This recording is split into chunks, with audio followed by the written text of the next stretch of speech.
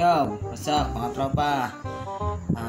Sa mga hindi pa nag-subscribe sa aking YouTube channel, please lang, mag-subscribe na kayo. Pindutin nyo lang eh. Tapos yung notification bell para ma-update kayo sa mga video na i-upload natin. Pangatlong video pa lang to. Medyo busy kasi. Maraming nag-PPM sa akin o nag-chat sa Facebook o nag-text, nagreklamo. Bakit daw? Bakit lag daw si Converge? Fiber na nga, lag pa. Ngayon, ibibigay natin yung mga tips o yung mga dahilan kung bakit naglag si Converge. Okay? Kaya wag ka na mo ulit ha. Ito, panoorin mo to para malaman mo kung bakit naglalag si Converge kahit na fiber na siya. Una, yung mga nag-avail ng residential na plan, tapos ginagamit niya for business. Pang residential nga lang eh, sa pambahay lang dapat.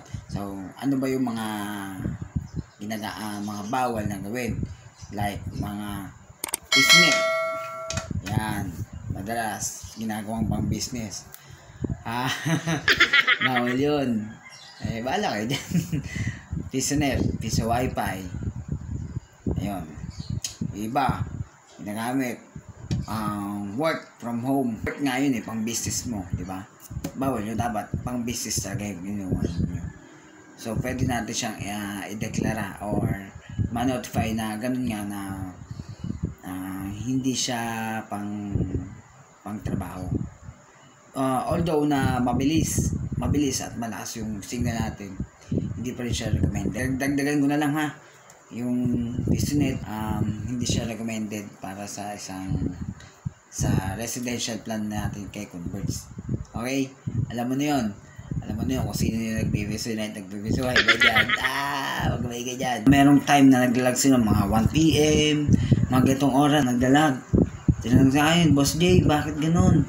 Napakalag ko, nag-email lang ako, taas ang ping ko. Yun nga, di ba, quarantine, lockdown, yung mga tao, lahat nasa bahay. Diba, gets mo? So, lahat gumagamit ng internet. Yung iba, na nag-avail ng residential na ginawang business, tapos yung ibang na 2 tao lang sa isang bahay, ayun, mas lugi sila doon. Nagkakaiba ng residential sa business. Sa business kasi may separate, naka-design yan for business.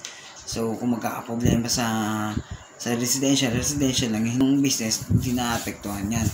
Yun pinagkakaiba. Gusto mo mag-avail ng business, yun nga lang, mataas yung babayaran mo. Kailangan bayaran mo lahat yung installation fee na buo, pati yung 1 month deposit ninyo babayaran din. So sabi nga natin, lockdown nga yung mga barangay natin dito.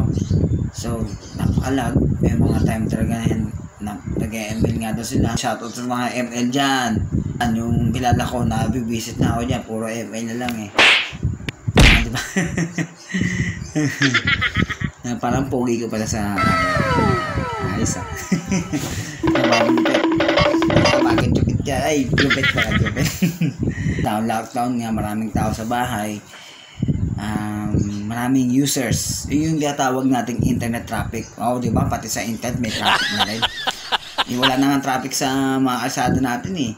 Sa Manila wala traffic, tapos sa internet nagka-traffic. Kami nga wala eh.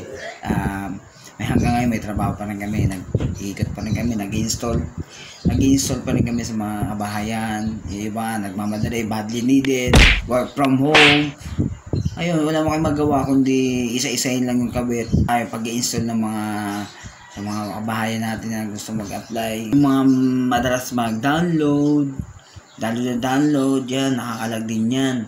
So, although nga fiber siya, nagkukos pa rin ng, mahilig manood ng YouTube. Tapos ano pa ba? Pabulong. Mga pabulong. Yan, yung mahilig ko manood ng gano'n. Walang ibang ginawa ko, di ba gano'n? Manood mo noon. Yun, isa rin nyo sa mga, yun, di ba? So, yun lang naman. Guys, mag-subscribe na kayo dito, subscribe. Click nyo lang yan, tapos click nyo lang yung notification bell para ma-update kayo sa mga videos natin na i-upload. Okay? Guys, maraming salamat. Thank you.